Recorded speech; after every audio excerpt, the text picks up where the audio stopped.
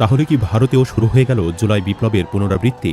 একের পর এক দাবি মেনে পদত্যাগ করতে বাধ্য হলেন শিক্ষামন্ত্রী, কিন্তু আন্দোলন থামেনি। বরং মোদী সরকারের পতন ঘটাতে ছাত্রদের নতুন ৩টি অসম্ভব শর্ত কাঁপিয়ে দিচ্ছে দিল্লির রাজপথ। কি সেই দাবিগুলো? বাংলাদেশের জেনজিদের ব্লুপ্রিন্ট অনুসরণ করেই কি তবে হাসিনার মতো পতন হতে যাচ্ছে নরেন্দ্র মোদীর? বিস্তারিত জানতে ভিডিওটি শেষ পর্যন্ত সাথেই থাকুন।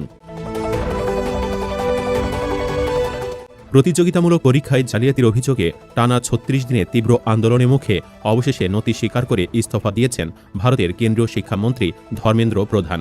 আন্দোলনকারীদের কাছে এই ঘটনাকে একটি ঐতিহাসিক জয় হিসেবে দেখা হলেও আন্দোলন কিন্তু এখনই থামছে না। নতুন করে ৩টি শর্ত দিয়েছে, যে শর্তের জের ধরেই আসতে পারে মোদী সরকারের পতন। এখন পর্যন্ত ভারতের ককরোচ জনতা পার্টির আন্দোলন যেন বাংলাদেশের জুলাই আন্দোলনের ব্লুপ্রিন্ট। বাংলাদেশেও প্রথমে কোটা সংস্কারকে ইস্যু করে আন্দোলনের ডাক দেওয়া হয়েছিল, কিন্তু অনেক দেরিতে হাসিনা যখন ছাত্রদের দাবি মানতে বাধ্য হয়, ঠিক তখনই হাসিনার ক্ষমা চাওয়া সহ নতুন কিছু দাবি তুলে ধরে ছাত্ররা, যা হাসিনার পক্ষে মেনে নেওয়া কোনোভাবেই সম্ভব ছিল না। এবার বাংলাদেশের জেনজিদের দেখানো পথে হাঁটছে ভারতের ককরোচ জনতা পার্টির আন্দোলনকারীরা। তারাও মোদীর সরকারকে নতুন ৩টি শর্ত দিয়েছে। দিল্লিতে আয়োজিত এক সংবাদ সম্মেলনে সিজেপি সভাপতি অভিজিৎ দীপ জানান, শিক্ষামন্ত্রী পদত্যাগ আন্দোলনে শুধু একটি ধাপ। তিনি আরও বলেন, পূর্ণাঙ্গ বিচার পেতে হলে সরকারকে আরও কিছু মেনে নিতে হবে। ভারতের শিক্ষার্থীদের আন্দোলনের কাছে যেন পরাজয় বরণ করতে হলো মোদী সরকারকে। শিক্ষার্থীদের কাছে একরকম হার মেনে নিয়েই অবশেষে পদত্যাগের ঘোষণা দিলেন ভারতের শিক্ষামন্ত্রী ধর্মেন্দ্র প্রধান। তবে আন্দোলন যেন এখানে শেষ হবার নয়। এবার আন্দোলনকারীদের থেকে আসলো নতুন এক বার্তা। এটি তো কেবল শুরু, আসল খেলা এখনো বাকি। আসল খেলা বলতে কি বুঝালো আন্দোলনকারীরা? ভারতের প্রধানমন্ত্রী নরেন্দ্র মোদী কয়েক দফা ভিডিও বার্তা দিয়েও আন্দোলনকারীদের ঠেকাতে সক্ষম হলেন না। ভিডিও বার্তা কিংবা শিক্ষার্থীদের প্রতিনিধিদের সাথে প্রত্যক্ষ আলোচনা কোনো কিছুই যেন আন্দোলনকারীদের দাবির মুখে ধোপে টিকল না। শত চেষ্টার পরও শিক্ষার্থীদের তীব্র দাবির মুখে ক্ষমতাসীন মোদী সরকারের প্রভাবশালী মন্ত্রীকে পদত্যাগ করতে বাধ্য করা হলো। বিশ্লেষক মহলে এটি নিয়েই চলছে তুমুল আলোচনা। কেউ কেউ এটিকে মোদীর জন্য এক বিশাল পরাজয় বলেও আখ্যা দিচ্ছেন। দাবি বাস্তবায়িত হলেও এতেও ক্ষান্ত হয়নি আন্দোলনরত শিক্ষার্থীরা। যেই প্ল্যাটফর্মের অধীনে শিক্ষার্থীরা বিক্ষোভে ফেটে পড়ে, সেই ককরোচ জনতা পার্টি বা সিজেপির প্রতিষ্ঠাতা অভিজিৎ দীপকে বলেছেন, সরকারের এই সিদ্ধান্ত আন্দোলনের শেষ নয়, বরং এটি একটি নতুন যাত্রার শুরু মাত্র। সম্প্রতি শিক্ষার্থীদের উদ্দেশ্যে এক ভিডিও বার্তায় এই ঘোষণা দেন তিনি।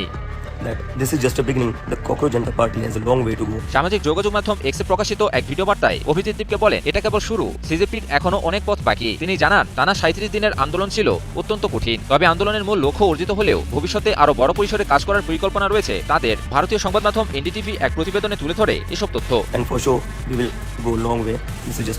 ভিডিও বার্তায় আন্দোলনে অংশ নেওয়া হাজারো সমর্থককে ধন্যবাদ জানান অভিজিৎ দীপকে। অসুস্থতার কারণে সেদিনে সবার সঙ্গে দেখা করতে না পারায় দুঃখ প্রকাশ করেন তিনি। একই সঙ্গে সমালোচকদের প্রতিও কৃতজ্ঞতা জানিয়ে বলেন, গঠনমূলক সমালোচনায় তাদের আন্দোলনকে আরো শক্তিশালী করেছে এবং সফল হতে সহায়তা করেছে।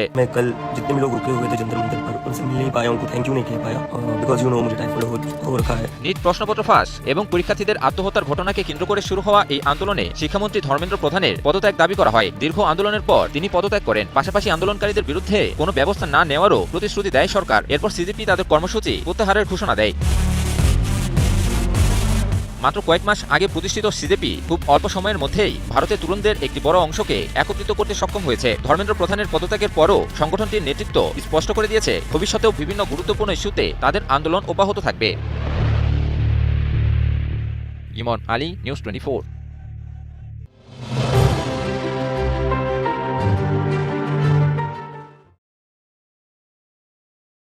ক্ষোভের মুখে অবশেষে পদত্যাগ করেন শিক্ষামন্ত্রী ধর্মেন্দ্র প্রধান। তবে সেই ঘটনাকেই যেন রাজনৈতিক পট পরিবর্তনের মুহূর্ত হিসেবে দেখছেন লোকসভার বিরোধী দলীয় নেতা রাহুল গান্ধী। ধর্মেন্দ্র প্রধানের বিদায়ের কয়েক ঘন্টা পরেই দিলেন রাজনৈতিক বার্তা, জানালেন ফুরিয়ে আসছে মোদী সরকারের সময়। তবে কি 2 বছর আগে বাংলাদেশের জেনজিদের দেখানো পথেই হাঁটছেন ভারতের লোকসভার সোচ্চার কণ্ঠ রাহুল গান্ধী? ভারতের রাজনীতিতে কি তবে আসতে চলেছে নতুন মোড়? এই সরকারকে বিদায় জানানোর সময় এসে গেছে। ঠিক এই বার্তা দিয়েই মোদী সরকারকে হুঁশিয়ারি দিলেন রাহুল গান্ধী। সামাজিক মাধ্যম এক্সে পোস্ট দিয়ে আভাস দিলেন, ভারতের রাজনীতিতে শুরু হতে যাচ্ছে নতুন লড়াই। স্পষ্টভাবে প্রকাশ করলেন নিজের লক্ষ্যের কথা। বললেন, কেন্দ্রীয় শিক্ষামন্ত্রীর পদত্যাগে পার পাবে না ক্ষমতাসীন বিজেপি সরকার। তার দাবি, দেশের তরুণ, কৃষক, শ্রমিক সহ সাধারণ মানুষের ক্ষোভের জবাব দিতে হবে মোদী প্রশাসনকে। নতুন নতুন রাজনৈতিক অস্ত্র হিসেবে ব্যবহার করতে চাইছেন ভারতের সাবেক প্রধানমন্ত্রী ইন্দিরা গান্ধীর উত্তরসূরি রাহুল গান্ধী। বিক্ষুব্ধ শিক্ষার্থীরা রাজপথ ছাড়লেও তিনি এখনো সরব। বলছেন, ক্ষমা চাইতে হবে প্রধানমন্ত্রীকে, করতে হবে শিক্ষার্থীদের ওপর সহিংসতার বিচার। ঘটে যাওয়া আন্দোলন কোনো বিচ্ছিন্ন ঘটনা নয়, এটি ছিল দীর্ঘদিনের জন অসন্তোষের বহিঃপ্রকাশ, যা বিভিন্ন শ্রেণী পেশার মানুষকে দাঁড় করিয়েছে একই কাতারে। সরকারের আশ্বাস আর সরকারি প্রতিনিধিদের সঙ্গে 3 দফা বৈঠকের পর গেল শনিবার অবশেষে 1 মাসের বেশি সময়ের আন্দোলন প্রত্যাহার করেছে ককরোচ জনতা পার্টি সিজেপি। ইতোমধ্যেই ভেঙে ফেলা হয়েছে দিল্লির বিক্ষোভস্থল যন্তর মন্তরের মঞ্চ। যদিও অনেকের মনেই প্রশ্ন, প্রতিবেশী বাংলাদেশের ছাত্র আন্দোলনের মতোই কি পূর্ণকালীন রাজনীতিতে যাবে ককরোচ জনতা পার্টি সিজেপি? দলটির মুখপাত্র আশুতোষ রাঙ্কা এবং সৌরভ দাস বলছেন, তাদের লক্ষ্য আন্দোলনটিকে তৃণমূল পর্যায়ে নিয়ে যাওয়া, যা আভাস দিচ্ছে আপাত দৃষ্টিতে শিক্ষার্থীদের আন্দোলন থেমে গেল যে কোনো মুহূর্তে টান পড়তে পারে মোদী সরকারের গদিতে। ভারত জুড়ে চলা ছাত্র আন্দোলনের উত্তাপ পৌঁছে গেছে দেশটির ক্ষমতাসীন বিজেপি জোটের অন্দরমহলেও। বিজেপি নেতৃত্বাধীন জোট সরকারের প্রভাবশালী ও আসামের রাজস্বমন্ত্রী কেশব মহন্তের মেয়ে দিবিশা মহন্তকেও দেখা গিয়েছে প্রতিবাদকারীদের সঙ্গে সুর মিলিয়ে সরকার বিরোধী স্লোগান দিতে, যা প্রমাণ করে দেয় নরেন্দ্র মোদীর সরকার ব্যবস্থাপনার সঙ্গে আর একমত হতে পারছেন না জোট সঙ্গী। রাজধানী দিল্লির রাজপথের আগুন এখন দাবানলের মতো ছড়িয়ে পড়েছে গোটা দেশে।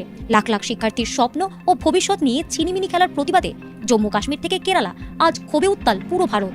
ছাত্র সমাজের এই ঐতিহাসিক আন্দোলন রাষ্ট্রীয় দমনপীড়নের মুখে রূপ নিয়েছে এক রক্তক্ষয়ী রণক্ষেত্রে। দেশজুড়ে চলমান এই ভয়াবহ অস্থিতিশীলতায় নিজের ক্ষমতার মসনদ নড়ে ওঠার আশঙ্কায় চরম দুশ্চিন্তায় পড়েছেন প্রধানমন্ত্রী নরেন্দ্র মোদী। আর এই চরম উত্তেজনার মাঝে মোদী সরকারকে লক্ষ্য করে 24 ঘন্টার চূড়ান্ত আলটিমেটাম ছুড়ে দিয়েছে আন্দোলনকারীরা। পরিস্থিতি বেগতিক দেখে ও তরুণ প্রজন্মকে শান্ত করতে খোদ প্রধানমন্ত্রী মাঝরাতে পরপর দ্বিতীয়বারের মতো ভিডিও বার্তা দিয়েছেন।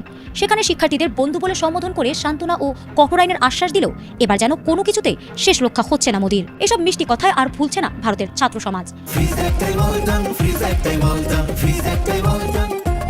বরং এই ভিডিও বার্তার পর আন্দোলন আরো উগ্র রূপ নিয়েছে এবং এটি এখন সরাসরি মোদি হটাও আন্দোলনে পরিণত হয়েছে। সেই সাথে সরকারের এই অনড় অবস্থানের মুখে আন্দোলনকারীরা হুঁশিয়ারি দিয়েছে, দাবি আদায় না হলে পুরো দেশ অচল করে দেওয়া হবে।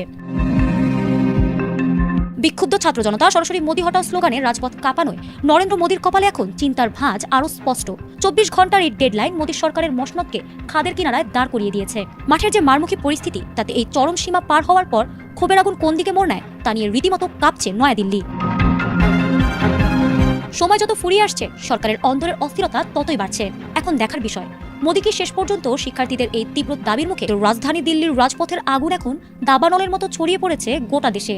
লাখ লাখ শিক্ষার্থীর স্বপ্ন ও ভবিষ্যৎ নিয়ে ছিনিমিনি খেলার প্রতিবাদে জম্মু কাশ্মীর থেকে কেরালা আজ ক্ষোভে উত্তাল পুরো ভারত।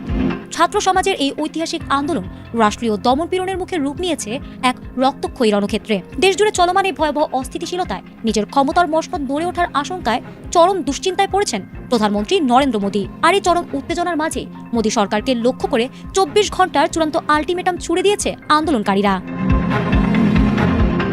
পরিস্থিতি বেগতিক দেখে ও তরুণ প্রজন্মকে শান্ত করতে খোদ প্রধানমন্ত্রী মাঝরাতে পরপর দ্বিতীয়বারের মতো ভিডিও বার্তা দিয়েছেন। সেখানে শিক্ষার্থীদের বন্ধু বলে সম্বোধন করে সান্ত্বনা ও কঠোর আইনের আশ্বাস দিলেও এবার যেন কোনো কিছুতেই শেষ রক্ষা হচ্ছে না মোদীর। এসব মিষ্টি কথায় আর ভুলছে না ভারতের ছাত্র সমাজ।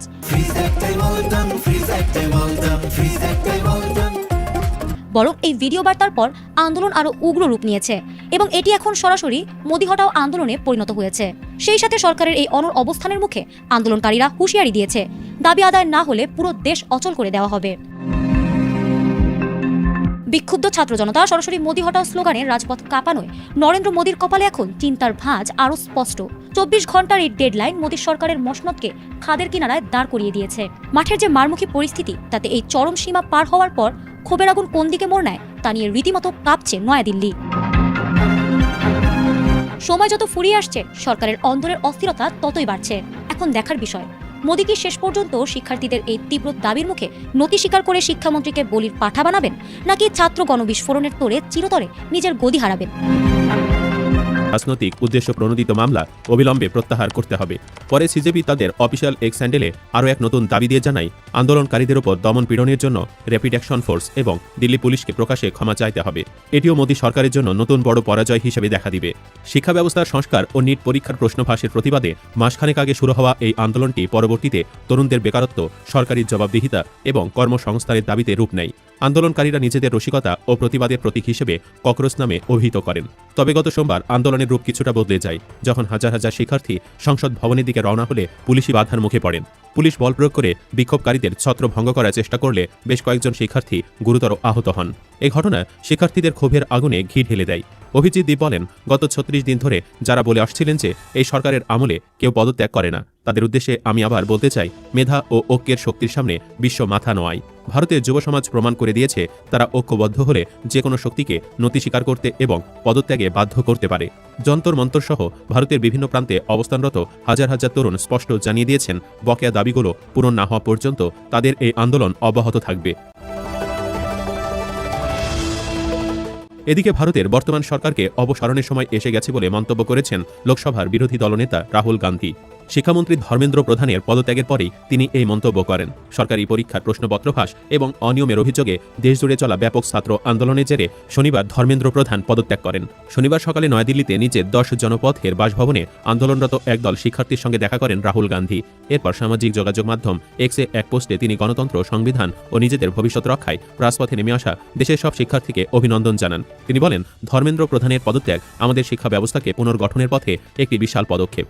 শিক্ষামন্ত্রী পদত্যাগ সত্ত্বেও রাহুল গান্ধী জানান যে তাদের আরও দুটি দাবি এখনও পূরণ হয়নি। প্রথমত, ভারতের ভবিষ্যৎ ও শিক্ষার্থীদের সম্মান জানিয়ে প্রধানমন্ত্রী নরেন্দ্র মোদীর ক্ষমা চাওয়া এবং দ্বিতীয়ত, শিক্ষার্থীদের ওপর সহিংসতার সঙ্গে জড়িতদের বিরুদ্ধে কঠোর আইনি ব্যবস্থা নেওয়া। সমাজের অন্যান্য বঞ্চিত ও নিপীড়িত শ্রেণী যেমন কৃষক, শ্রমিক ও দরিদ্রদের উদ্দেশ্যে তিনি বলেন, নিজের মর্যাদার জন্য সাংবিধানিক উপায়ে দৃঢ়ভাবে দাঁড়িয়ে থাকায় প্রকৃত সাহস। এই সরকারকে উৎখাত করার সময় এসে গেছে এবং কাউকে ভয় না পাওয়ার আহ্বান জানান তিনি।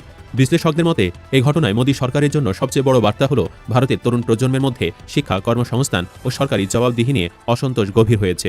সরকার প্রশাসনিক শক্তি প্রয়োগ, ইন্টারনেট বন্ধ এবং আন্দোলন নিয়ন্ত্রণে চেষ্টা করলেও শেষ পর্যন্ত হার মেনে নিতে বাধ্য হয়েছে। তবে এটিও উল্লেখযোগ্য যে সিজেপি এখনও ভারতের স্বীকৃত প্রধান রাজনৈতিক দল নয়। এটি মূলত একটি নতুন ছাত্র যুবকেন্দ্রিক আন্দোলন ও রাজনৈতিক প্ল্যাটফর্ম হিসেবে আত্মপ্রকাশ করেছে। ফলে এটিকে মোদী সরকারের চূড়ান্ত রাজনৈতিক পরাজয় বলা না গেলেও এই আন্দোলনের মধ্য দিয়ে ভারতীয়দের মধ্যে সাহস